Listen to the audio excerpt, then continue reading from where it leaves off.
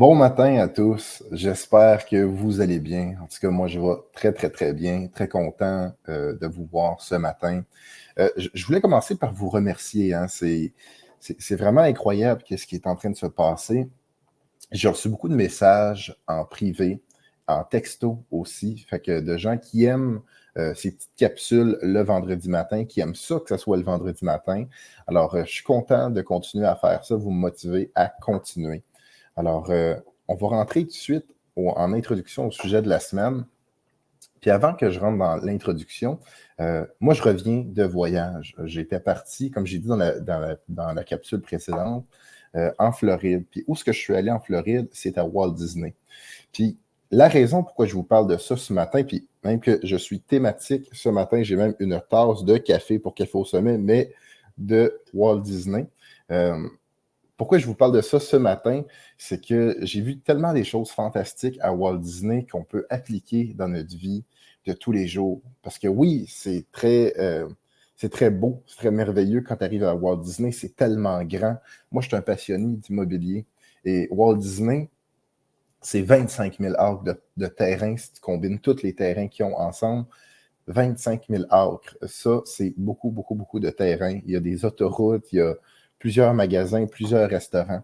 Mais ce que j'ai vu là-bas, puis c'est une citation qui est venue me chercher beaucoup. Quand tu rentres dans le parc de Walt Disney, tu vois le château au loin, puis tu vois la statue du monsieur Walt Disney qui tient une souris.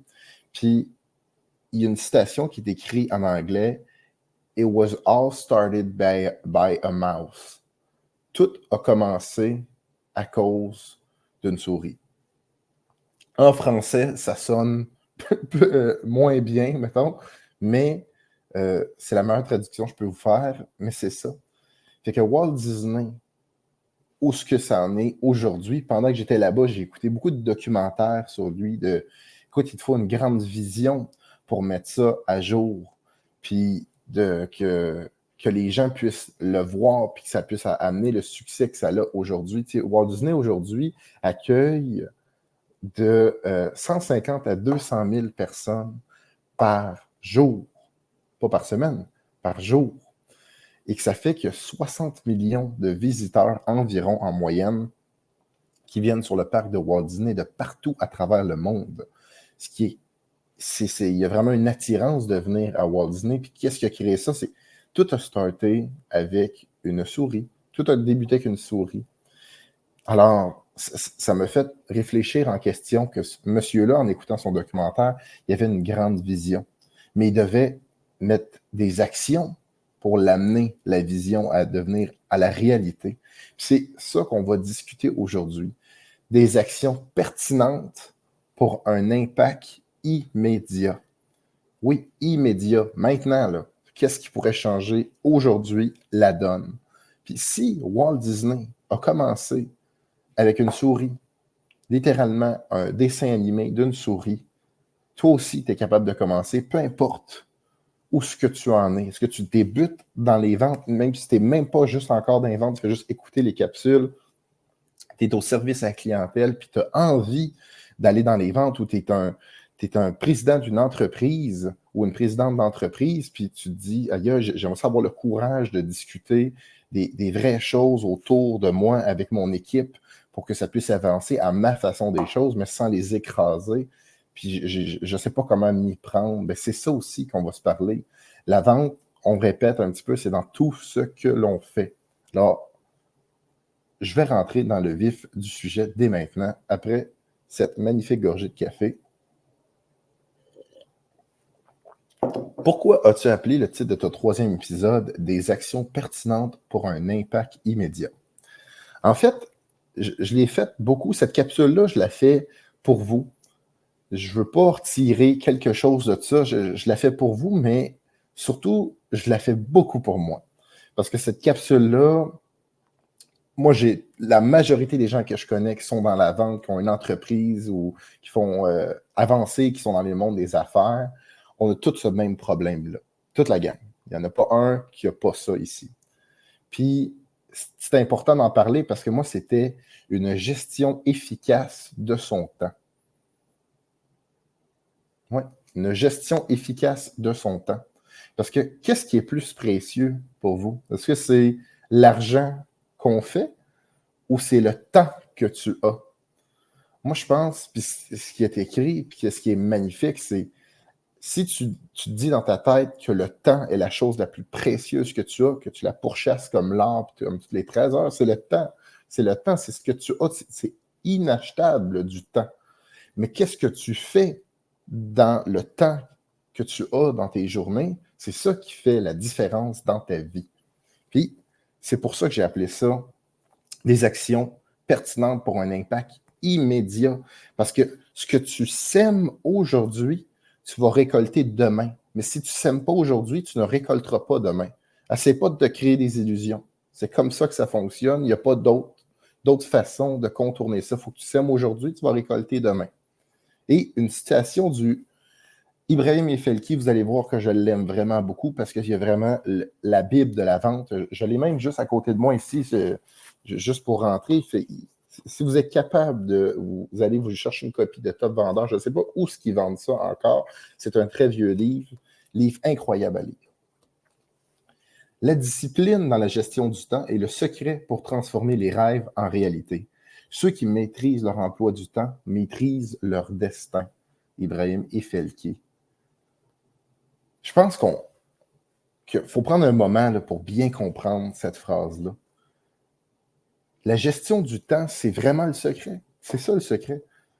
La gestion du temps, c'est le secret. C'est la seule façon de maîtriser ton destin. C'est qu'est-ce que tu fais. Est-ce que dans la journée qui t'est allouée, là, on a toutes 24 heures, dans la journée qui t'est allouée, est-ce que tu fais des actions pertinentes qui font avancer les choses dans les ventes de ton entreprise? Qui fait avancer les choses en général, même dans ta famille. Est-ce que tu restes assis sur le divan pendant que les gens sont autour de toi dans un repas familial, puis tu fais rien, tu n'es pas là, tu n'aides pas? Tout est là, tout est dans la gestion efficace de son temps. Alors, comme vous le savez, à chaque semaine, on se rencontre le vendredi et il y a les 3 clés de la semaine et la fameuse question qu'on va faire à la fin de l'épisode. Alors, bonne écoute. Merci à tout le monde. On rentre dans la clé numéro 1. Où vas-tu? Ça, il y en a plusieurs, incluant moi, que des fois, il y a des jours où on se demande où est-ce qu'on s'en va. Où est-ce qu'on s'en va, c'est, oui, tu as tes objectifs, tu as planifié ta vision, tu as une idée, c'est quoi ton objectif. Maintenant, OK, comment tu l'amènes ton objectif et tu la sépares en petites actions journalières et hebdomadaires qui te permettent d'atteindre cet objectif-là. Puis c'est ça, la préparation. Parce qu'il y a beaucoup de gens dans la vente, incluant moi, puis moi, quand je vous parle aussi, je m'inclus, je me parle à moi-même. Je ne suis pas parfait. Je fais même ces capsules-là, puis ça m'aide encore plus dans ma vie, à moi, personnellement. Fait que je suis content de vous les partager. Mais dans la préparation, la majorité des gens que j'ai vus dans ma vie, 95% des gens qui sont dans la vente, en entreprise ou peu importe, dans le domaine des affaires, il y en a peu qui sont préparés. Mais le 5% des gens qui sont préparés, moi, c'est eux que j'ai vu que le plus réussir. J'ai travaillé pour une entreprise que le propriétaire est extrêmement préparé. Sa journée, sa semaine était préparée. Il préparait toute la veille. Mais la préparation, ça ne va pas juste dans son agenda. La préparation, ça va bien au-delà de ça. La préparation, elle commence où? Elle commence que, c'est quoi ta position? C'est quoi ta position, littéralement, là? Ta position. Présentement, moi, je suis un consultant en vente et marketing. C'est ma position. C'est quoi ta position? Parfait. Premier point. Deuxième point, connais-tu ton produit? Connais-tu ton marché? Connais-tu tes clients potentiels? Connais-tu tes partenaires stratégiques potentiels? Connais-tu des événements locaux qui font en sorte que ton entreprise peut se faire connaître? Connais-tu des organismes à but non lucratif que tu peux aller aider autour de toi? Connais-tu les bonnes personnes qui peuvent faire partie de ton équipe dans un futur proche. C'est ça, se préparer, c'est connaître son produit, connaître qu'est-ce que tu t'apprêtes à vendre. Puis dans ta préparation, c'est ça qui est fort. Une fois que tu sais ça, tu vas commencer à croire en ton produit. Puis en croyant en ton produit, parce que là, tu vas le connaître, ben là, il s'agit juste d'être constant dans ses actions. Puis c'est là que ça part. Puis une préparation saine du temps aussi, là, pour vous aider beaucoup. Moi, qu'est-ce qui m'aide beaucoup? La veille. C'est dur pour moi, mais je le fais. J'essaie de le faire le plus souvent possible. Prépare la veille. Je n'ai pas inventé ce concept-là.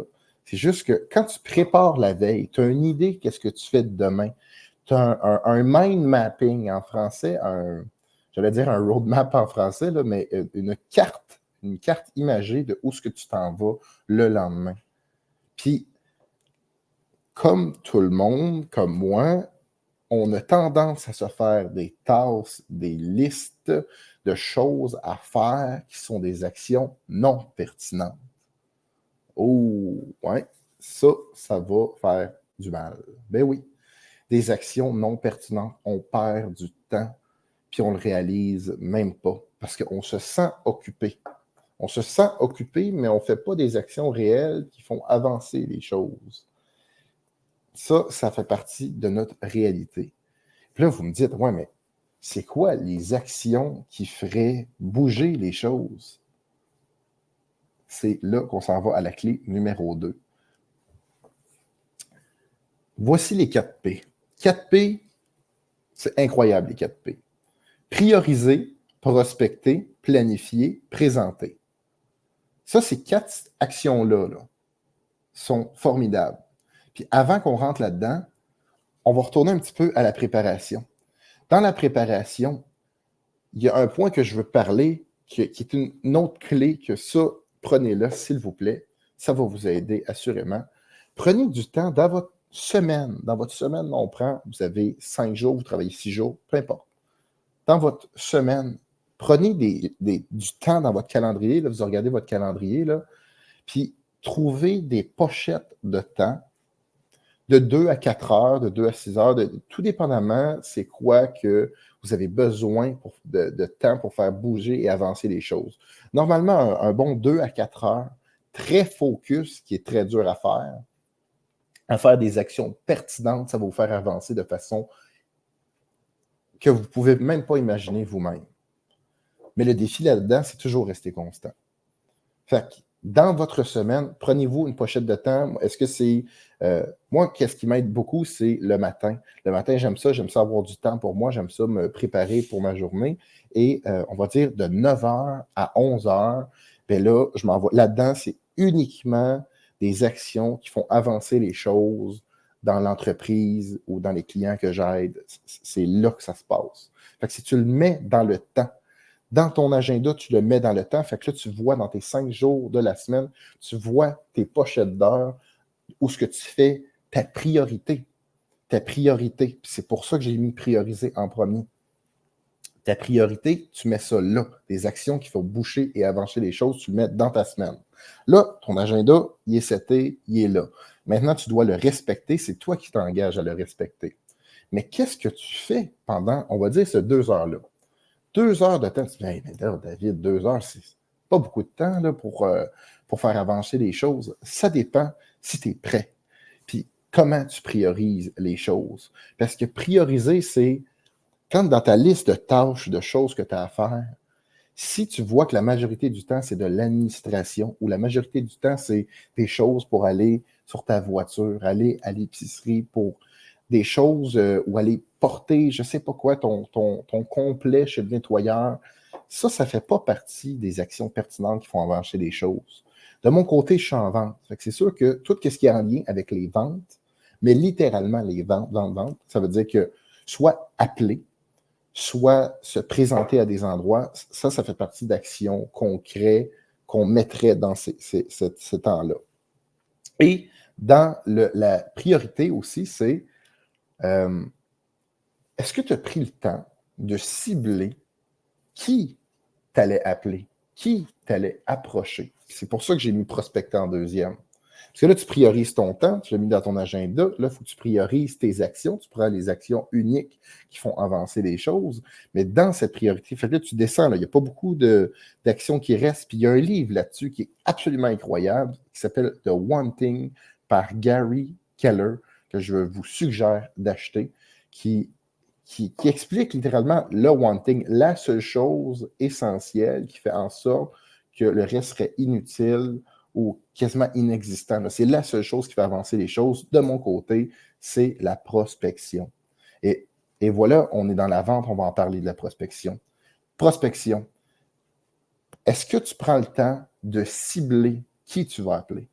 Ça, j'ai perdu du temps en quantité phénoménale. Il y a des fois où j'ai dû faire des centaines d'appels par jour, par semaine, que c'était... J'appelais un peu dans le beurre parce que je n'étais pas prêt. Puis je prospectais pas au bon endroit, dans le bon territoire. Puis je ne pouvais pas réellement aider ces clients-là parce que je ne connais pas assez le monsieur ou la personne que j'allais appeler. Là, vous direz, ouais, mais là, David, si je prends du temps pour tout lire et tout lire les informations, ce que je peux trouver sur la personne, puis là, je l'appelle, puis il me dit non, j'ai perdu du temps. Non, tu n'as pas perdu du temps. Pourquoi? Parce que tu vas prospecter d'une façon qui est différente, puis ça, je vais faire une capsule là-dessus prochainement. Mais dans ta prospection, tu vas prendre le temps de parler aux gens et tu vas parler des choses qui sont efficaces pour eux, parce que rappelle-toi que si la gestion du temps, c'est l'affaire la plus importante, quand toi, tu prospectes quelqu'un, est-ce que tu fais perdre du temps à l'autre? Est-ce que tu es là absolument pour vendre ton produit? On veut pas que tu nous vendes ton produit au téléphone. On n'est pas intéressé à ce que tu nous vendes notre produit au téléphone. Tout le monde ici, on a déjà reçu des appels de Bell, de Vidéotron, on a déjà reçu des appels de peu importe qui, des vendeurs que c'est oui, bonjour, j'ai tel produit à vendre, je vous appelle. Regarde, tu raccroches, tu n'es pas intéressé, non merci. Mais si tu reçois un appel avec une voix joviale, c'est hey, bonjour Cédric, ça va bien? Oui, écoute, j'ai vu que tu avais. Hey, t'as vraiment une belle compagnie puis une belle propriété immobilière que tu détiens à telle adresse. J'aimerais ça prendre du temps pour te rencontrer. C'est juste un exemple, mais tu rentres dans un ordre de temps que lorsque tu prospectes, ton objectif numéro 1, c'est de planifier des rencontres avec des prospects. Fait que là, tu as priorisé. Tu as priorisé que la vente, c'était l'affaire la plus importante que tu as à faire. Tu l'as mis dans le temps. Tu as mis ton 2 à 4 heures de vente par jour. Ensuite de ça, tu es rentré, tu as filtré et tu as ciblé la liste de potentiels clients. Tu peux faire une dizaine, une quinzaine, ou une vingtaine, ou une cinquantaine, si tu veux même aller jusqu'à là. Il va demander beaucoup de préparation pour savoir qui tu appelles dans ton secteur d'activité, peu importe tu es dans lequel. Et maintenant, l'objectif quand tu prospectes, c'est d'obtenir des rendez-vous et non de closer au téléphone, peu importe dans quel domaine. Faites ça parce que tu veux tisser des relations authentiques avec les gens autour de toi et tu veux l'aider, ton client, à passer aux prochaines étapes grâce aux services, aux produits que tu as lui à offrir. Puis, c'est ça qu'on rentre dans planifier. Planifier, ça rentre avec les personnes avec qui tu vas discuter. Tu vas dire, OK, ben parfait, je vais te mettre dans tel temps. Tu vas le mettre dans ton temps. C'est pour ça on peut beaucoup parler du temps parce que tu vas le mettre dans la gestion de ton temps, les gens. Ça veut dire que si tu le sais que tu as 10 rencontres par semaine, si tu as 10 rencontres par semaine, mon ami, tu vas réussir beaucoup dans ta vie. Mais si tu as 10 rencontres par semaine qui sont mises à ton agenda, tu as tes pochettes de prospection. Puis là, il y a des journées où il faut que tu rencontres 4 personnes, puis tu n'as pas le temps de faire tes pochettes de prospection, mais c'est là qui est payant. Qu'est-ce que tu fais dans ton véhicule? Si ta rencontre, moi je suis à Mirabel, ma rencontre est à Drummondville. Drummondville, à ici, ça peut être 1h30 de route. Qu'est-ce que tu fais pendant ces 1h30 de route-là? Tu es dans ton auto. As-tu pris le temps de planifier dans ta voiture de faire des appels de sollicitation téléphonique de ta liste de préparés, parce que tu t'es préparé la veille, tu as les 15 numéros, tu as les 15 informations, tu l'as dans ton CRM, peu importe, puis là, tu appelles, puis tu roules, puis tu es prêt. C'est ça qui est incroyable, c'est que tu vas être capable de trouver comment gérer ça et créer un beau Tetris avec ce que tu fais dans ta vie. Ça va beaucoup t'aider. Puis le numéro 4, d'une action qui ferait vraiment bouger les choses, présenter. Parce que là, prioriser, on a prospecté, on a planifié des rencontres, on a planifié, même dans nos pertes de temps en véhicule ou peu importe, on fait aussi de la sollicitation, on arrive à présenter. Lorsque tu te présentes aussi en personne, ça c'est la plus importante. Est-ce que c'est une présentation? Ça peut être une présentation Zoom aussi ou en Teams ou c'est pas obligé d'être en personne, mais en personne, il y a un grand impact de se présenter là en personne. Parce que tu le vois que tu n'es pas en short, là. Tu n'es pas en short, tu as une chemise, tu es propre, tu te présentes, tu serres la main, tu regardes dans les yeux, tu connais ton produit, tu es jovial, tu te présentes là-bas, tu as pris le temps de te déplacer. La rencontre, tu as plus de chances en personne, selon moi, de créer une relation, de tisser une relation sérieuse avec quelqu'un, plus qu'au travers de ton écran. Mais ça, c'est personnellement que je pense. Mais c'est ça. Fait, se présenter. Puis pourquoi j'ai mis présenter aussi en dernier? Oui, il y a se présenter, faire une présentation à des clients, mais aussi se présenter. Se présenter, ce que ça veut dire, c'est est-ce que tu y vas? Est-ce que tu y vas? S'il y a un événement que c'est un déjeuner causerie à 8 heures du matin le mercredi, ça ne te tente pas d'y aller ce matin-là, puis il faut que tu fasses ta prospection après. C'est là que ça va être payant. C'est là que tu vas te présenter. Fait que se présenter, 90% du temps, c'est juste le fait de se présenter qui change les choses. Puis surtout, se présenter à l'heure, de façon ponctuelle, arriver peut-être 10, 15 minutes à l'avance. Ça, c'est dur. Moi aussi, j'ai de la difficulté à faire ça, mais quand tu es capable, arrive 10, 15, 20, 30 minutes à l'avance. Prends le temps d'étudier la personne avec qui tu vas rencontrer. On a tout accès à LinkedIn, on a accès à de l'information qu'on peut trouver sur l'entreprise, sur la personne. Tu vas t'avoir préparé à présenter avec la personne. Fait que dans ta semaine, il y a les 4 P-là. Si tu fais ces 4 P-là à chaque semaine, à chaque jour, si ça ne bouge pas au niveau de tes ventes, appelle-moi. Clé numéro 3, augmenter vos probabilités. Puis ça va aussi avec le point de présenter. Laissez-moi juste un instant prendre une petite gorgée d'eau. Augmenter vos probabilités, ça, c'est mon sujet favori. Ce que je veux dire par là, c'est que dans votre semaine, on a répété, je ne vais pas le répéter 35 fois, mais bref, il faut que tu sais que tu planifies ton temps et que tu priorises. Maintenant, tu vas avoir du temps, des trous à tes horaires. On a tous des trous à nos horaires. Puis à moins que tu es vraiment bien occupé, puis si tu n'as pas de trous à ton horaire, c'est parce qu'il y a des actions qui ne sont pas pertinentes dans ce que tu fais, qui ne sont pas utiles, que tu pourrais soit sous-traiter ou faire plus la fin de semaine ou comme plus de façon relaxe, mais qu'avant d'avoir un trou dans ton horaire, au moins de 30 minutes ou de 1 heure, une journée, je ne peux pas croire que tu n'es pas libre. On n'est pas tous des présidents des États-Unis ici. Là. Mais il y a, exemple, un jeudi matin.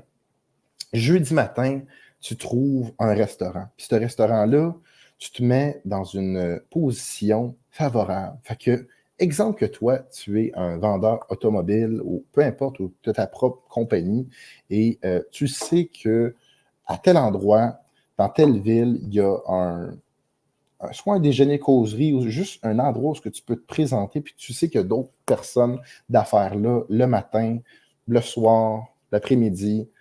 Vas-y, présente-toi et sois constant. Va prendre tes courriels là-bas, pas nécessairement obligé d'avoir une rencontre avec des gens, mais juste de te présenter là. Présente-toi là, les gens vont commencer à te connaître. Vous allez l'expérimenter, c'est le fun, mais ça prend du temps de faire ça. Pas la première journée qu'on va te dire hey, ça fait longtemps que je ne t'ai pas vu. Ça peut prendre 5, 6, 8, 10 rencontres. Est-ce que tu es prêt à être constant 10 fois du temps à te positionner puis aller dans le même restaurant 10 fois de suite, à la même date, à la même heure, continuellement? Parce que les gens vont savoir que tu es là.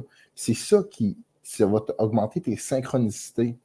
Puis surtout, si tu te mets en position que tu as étudié le restaurant où tu vas, Tu peux aller dans un hôtel un petit peu plus haut de gamme. Tu peux aller dans des cafés. Tu peux aller dans des restaurants. Tu peux trouver des 5 à 7. Tu peux trouver des événements, des conférences. Il y a plein d'endroits où tu peux augmenter tes probabilités de rencontrer des gens dans ton industrie. Des terrains de golf, des clubs de tennis, des clubs de cyclistes, des clubs de course. Il y a beaucoup, beaucoup d'endroits où ce que tu vois, tout ce qui commence par le mot club, qui n'est pas une boîte de nuit, là, mais on parle un club, comme un club d'affaires, un club de lecture, un club de tennis. Si tu t'inscris à ces endroits-là, tu es constant et tu y vas souvent, puis que les gens ils te voient fréquemment, puis tu peux prendre du temps aussi pour... Là tu peux répondre à des courriels un petit peu qui ne sont pas en urgence, puis prendre ce temps-là pour le faire là. Mais à cet endroit-là, tu peux augmenter tes synchronicités avec les gens que tu peux rencontrer. Puis moi, j'adore faire ça. Je le fais depuis des années maintenant, depuis que je suis tout jeune que je fais ça. Puis j'en ai parlé très rarement, mais ça, c'est un aspect absolument incroyable. Puis j'ai pas vu beaucoup de personnes dans ma vie faire ça, d'augmenter ses probabilités juste en se présentant à des endroits, puis juste tu le planifies à l'horaire. Jeudi, 8 heures, tu vas à tel restaurant déjeuner, même si tu n'as pas de rencontre. À un moment donné, ça se peut que tu rencontres quelqu'un que tu connais, on est au Québec ou peu importe, tu vas à Montréal, ça se peut que tu rencontres quelqu'un. Puis essayez-le, vous allez voir, ça change littéralement une vie. Et la fameuse question, on termine, il va rester 3 minutes. La fameuse question, c'est pas si tu le sais, mais si tu le fais. Alors, si on récapitule un petit peu, on rentre un petit peu dans notre fin de semaine aujourd'hui. Où est-ce que tu t'en vas? Est-ce que tu es préparé? Est-ce que tu connais ton produit? Est-ce que tu connais ton secteur d'activité? Est-ce que ton agenda du temps est bien préparé? Est-ce que tu as pris le temps de cibler les bons prospects que tu allais appeler? Est-ce que tu as pris le temps de déterminer c'était quoi les bonnes actions à faire dans tes jours de façon journalière? 2, est-ce que tu priorises ton temps pour faire ces actions-là? 3, est-ce que tu prospectes dans le beurre ou tu prospectes de façon efficace en sachant qui tu vas contacter? Est-ce que tu planifies dans ton temps des rencontres qui te permettent de faire avancer les choses? Et 4, quand tu te présentes, est-ce que dans ta présentation, tu es prêt? Est-ce que tu es là 15-30 minutes d'avance, puis que tu te présentes et tu connais la personne quasiment avant de la rencontrer? Puis, le dernier point, comment tu augmentes tes probabilités? Bien, c'est à force de se présenter à des endroits ou des lieux où il y a d'autres personnes qui vont faire en sorte que tu auras des synchronicités, puis que tu vas rencontrer des gens dans le domaine des affaires ou peu importe le produit que tu as à vendre pour guider et aider ton client. Alors, je voulais prendre du temps aussi pour vous remercier. C'est vraiment pour moi un honneur de faire ces capsules-là. Je pense que vous aimez beaucoup ça.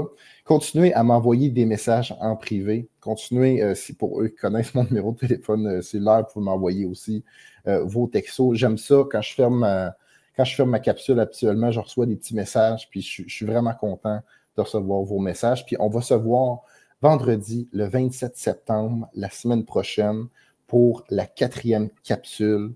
Bien hâte de vous y rencontrer. Merci à tous et je vous souhaite une belle journée et un très beau week-end.